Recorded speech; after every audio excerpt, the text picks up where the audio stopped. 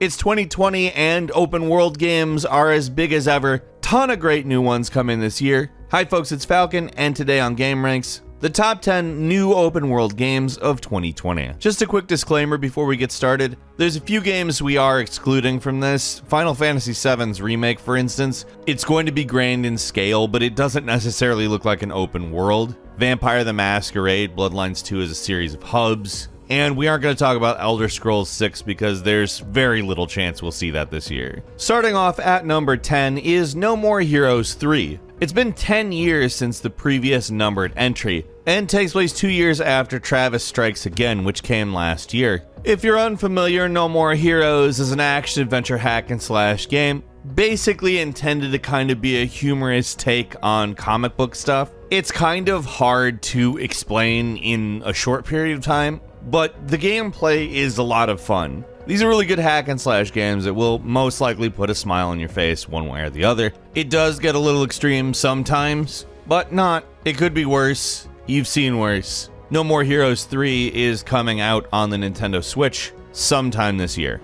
And moving on to number 9 is Dying Light 2, which looks to actually add a very large amount of ideas to an already pretty good game, Dying Light 1. Of course, we will be seeing the parkour skills of the original game remain. They're actually doubling the number of parkour moves. But the big development is the emphasis on narrative. They are attempting to do something pretty ambitious, to say the least. They want to make a story that is significantly more reactive to players' choices than what you might expect. The developers are calling it a narrative sandbox, which gives you choices that have genuine consequences. Now, keeping in mind we've played games that have advertised this idea for a very long time, and while we have been presented choices in games, it doesn't always live up to the rhetoric, so to speak. The thing that makes me interested in this is that it's not really something that developers and publishers have tried to sell us on lately. So that makes me think that the technology they've developed here is significant. Also, it's Dying Light, so we already know that the gameplay itself is probably going to be good because they've built on that. Dying Light 2 has sadly been delayed from its initial spring release. Techland and Square Enix have delayed it because they say the game needs more time and they're not sure exactly how much, so currently it's delayed indefinitely. Not that they're canceling it or anything like that. I'm sure they'll give us more information soon, but we don't know when it's going to come out as of right now. Coming in at number 8 is Everwild, a new game from Rare. Graphically speaking, you can really tell looking at Everwild the mark that Legend of Zelda Breath of the Wild has left on the gaming world. In fact, several of the games we'll mention today actually do that same thing. There's not a ton of information on this game out right now. We know it's an action-adventure game, we know it's open world, we know it's very pretty. And Rare purports it to offer engaging and meaningful experiences. Now, I would hope that basically any game on some level, whether it be through gameplay, enjoyment, brings you some sort of meaningful experience. I mean, just simple fun is meaningful. We will obviously keep you updated as we find out more about this game. We don't have a release date, it's exclusive to Xbox. Microsoft owns Rare at this point, but we're supposed to see it sometime this year. Coming in at number 7 is Gods and Monsters. Comes to us from the creators of Assassin's Creed Odyssey for Ubisoft. This is another game, like I said, that you can really feel the weight of Zelda Breath of the Wild on, except for it is Greek themed, and in truth, there's a lot of things I think are really intriguing about this. We've seen the sort of types of open world games that Ubisoft makes, but they typically don't go for such a distinct aesthetic in those games. Yes, some of them they have dove into that. There are a few Ubisoft games that have really gone for it aesthetically speaking, and they're very pretty. But I would say that this game really stands out. There's really nothing like this in the Ubisoft catalog, and if we know kind of what we're getting gameplay-wise when comparing it to Assassin's Creed Odyssey, and knowing that the developers from that game are the ones working on this, taking this cartoon aesthetic and making it about monsters and about defeating monsters, honestly, in my opinion, is really intriguing. Gods and Monsters is coming to PC, Xbox One, PS4, and Nintendo Switch, and is coming sometime fall 2020. At number 6 is Mount and Blade 2 Bannerlord. This is a game that was announced way back in 2012. Like its predecessor, it is an action role-playing game with an emphasis on strategy. What this basically means, if you've ever played the original, is that it's kind of a management/strategy game. It's kind of a sandbox, but mostly it's an action RPG. Which sound like three pretty disparate things, but When the original Mount & Blade came out in 2008, it wasn't really like graphically a powerhouse in any way, and it got a lot of guff for that. But the way the game was set up was more than intriguing. It was a really enjoyable game. And it's really nice to see that same idea brought into much better looking graphics, because even for 2008, it was not a good looking game. I don't think it's going to win any awards for graphics. It's just such a turnaround that comparing the two games, it's like, wow. There's a lot of new stuff to look forward to in it as well, which gives a much more combat-oriented experience. But that doesn't mean it's a different game altogether. In the single player, you will be able to persuade people. A well-executed persuasion system can really drastically improve a narrative, and I'm looking forward to that. I'm just looking forward to playing it though. Mount & Blade 2 Bannerlord is releasing in March for early access. We don't have a final date, but look for it on Steam then. And at number 5 is Dragon Ball Z Kakarot. This is a game that has a lot of expectations, and for a lot of people, meets them, but it's not necessarily for everyone. Let's just say the start's a little bit slow, but in my opinion, when it gets going, it's really a worthwhile game. It's not perfect, but this is a retelling of the full Dragon Ball saga that I'm not really upset about the level of imperfection. For me, it's a game that needed to be made and is a satisfyingly made game. It's not gonna rock your socks off with new features or anything. It's an open world game. It delivers some high octane Dragon Ball combat. It has an enjoyable game loop, and honestly, for me, I don't care that it's not the most innovative thing I've ever played. It's just one really cool looking game that gives you the entire Dragon Ball saga. I enjoy the hell out of it. I'm not gonna tell you that it's perfect, or that absolutely every person's gonna like it, but just for how faithful and how fun this game is, in my opinion, kind of overcomes the lack of innovation. It's pretty much the best Dragon Ball story video game, in my opinion. It's out now for PS4, Xbox One, and PC. I would definitely recommend playing it.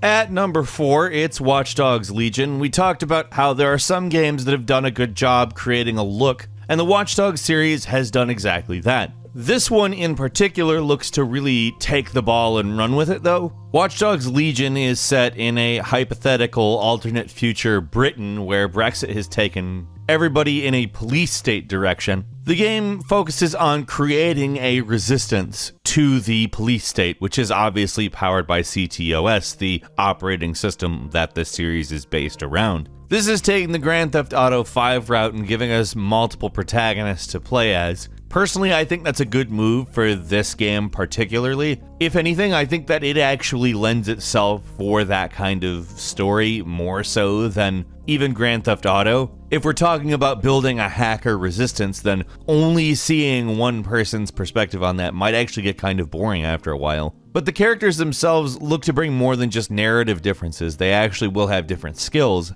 And honestly, I think that this may be a landmark game for the Watch Dogs franchise. It's hitting PlayStation 4 and 5, Xbox One, Xbox Series X, Windows, and Stadia sometime this year.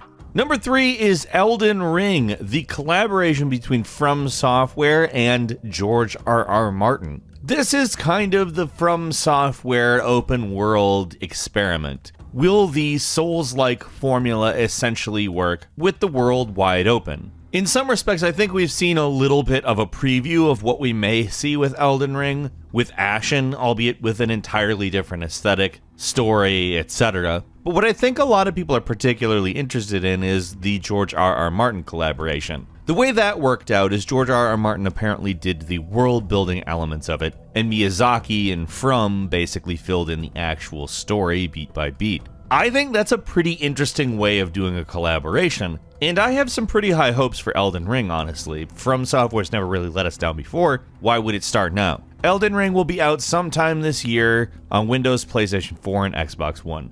At number 2 is Ghost of Tsushima, which is an action-adventure game with a stealth twist. Basically, this was revealed, and I was already ready for it. It is absolutely a gorgeous-looking game. It comes to us via Sucker Punch Productions and follows The Last Samurai on Tsushima Island back in the 13th century. Now, the central conflict of the game is apparently the Mongol invasion of Japan. The game is more or less about the fantasy of becoming a samurai, in which you will, over the course of the game, learn the way of the ghost, which is apparently a prerequisite for defeating the Mongol Empire. Plenty about this game remains a mystery for now, but if you recall, Sucker Punch created the Infamous series, and apparently it's serving as the inspiration for the transversal techniques that the main character of this game will be employing, so I think that can give us a little bit of a hint as to how the game will play. We also know there's a heavy stealth element, and that just comes out of the words of the developers themselves, so combining these two things makes me very interested. On top of that, like I said, Ghost of Tsushima is gorgeous. It's coming to PlayStation 4 in Q2 or Q3 of this year. And finally, the granddaddy of them all, probably the biggest game of the year, probably the game that we all want to play the most, it's Cyberpunk. Of course. Like, you knew this was coming. I don't know what I can say about Cyberpunk that we haven't already said. I don't know how you could not know what it is, but just to distill it, it looks a lot like first-person Grand Theft Auto in the coolest looking city of all time.